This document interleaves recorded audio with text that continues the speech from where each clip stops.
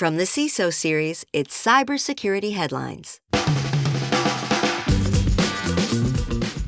These are the cybersecurity headlines for Monday, January 26th, 2026. I'm Steve Prentice. Microsoft releases emergency update for frozen Outlook. The out-of-band release occurred Saturday for Windows 10, Windows 11, and Windows Server. This was to fix an issue that stopped Microsoft Outlook Classic from opening when using PSTs stored in cloud storage. A Microsoft Outlook PST file is a data file used by the application to store a user's email and other data locally on their computer instead of on the email server, and is commonly used to access mail when offline and backing up important messages. This problem had existed since the release of the January 2026 Patch Tuesday updates. This issue primarily involved Classic Outlook used in enterprise licensing and not with home installations of Windows. Microsoft investigates Windows 11 boot failures after January updates. This second Patch Tuesday headache for Microsoft involves reports that some Windows 11 devices are failing to boot with, quote, unmountable boot volume errors, end quote, after installing the January 2026 Patch Tuesday security updates. This problem issue affects Windows 11 version 25H2 and all editions of Windows 11 version 24H2. Users are reporting encountering a black screen of death, and systems are unable to boot into Windows and require manual recovery efforts to boot again. This is an ongoing issue. Sandworm likely behind cyberattack on Poland's power grid, says ESET. Researchers from that company state that the cyberattack, described as the largest the country has seen in years, was the work of the notorious Russia-aligned APT group. Sandworm is best known, at least in 2025, for attacks on infrastructure in Ukraine. The attack on Poland's power grid, which occurred in the last week of December, involved data-wiping malware that ESET has named Dino Wiper. ESET researchers have also highlighted the fact that, quote, the coordinated attack occurred on the 10th anniversary of the Sandworm orchestrated attack against the Ukrainian power grid, which resulted in the first ever malware-facilitated blackout, end quote. Dresden Museum network suffers a cyberattack. On Wednesday, one of Europe's oldest museum groups, Germany's Dresden State Art Collections, suffered a targeted cyberattack that left it with limited digital and phone services and no ability to process online ticket sales, visitor services, or transactions at the museum's shops. The museums remain open to visitors, and the Culture Ministry said, quote, security systems protecting the collections were not affected and that both physical and technical security remain fully intact, end quote. Officials have not attributed the attack to any group, and it is not clear whether the incident involved a ransom. Huge thanks to our sponsor, Conveyor. Ever wish your customers could magically get answers to their own security questionnaires before they ever hit your desk? Conveyor has heard this wish from hundreds of teams, so they have just launched a new Trust Center AI agent.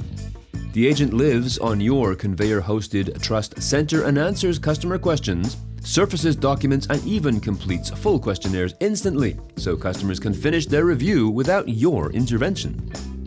Join top tech companies using Conveyor today like Atlassian, Zapier, and more.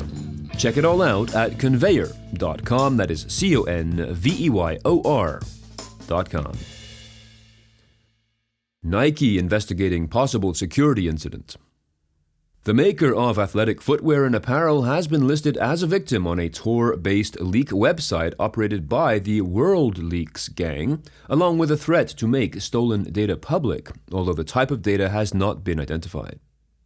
WorldLeaks is a new gang apparently built on the remains of Hunters International.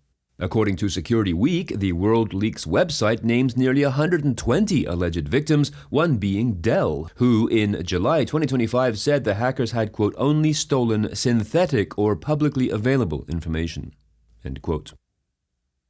CISA adds 4 actively exploited vulnerabilities to its KEV catalog. In short, the vulnerabilities are a PHP remote file inclusion vulnerability in Cinecore Zimbra collaboration suite, an authentication bypass in the Versa Concerto SD-WAN orchestration platform, an improper access control vulnerability in Vite.js, a front-end build tool for web projects, and an embedded malicious code vulnerability in ESLint config prettier. A link to an article with additional details, including CVE numbers, CVSS scores, and the threats these vulnerabilities pose, is available in the show notes to this episode.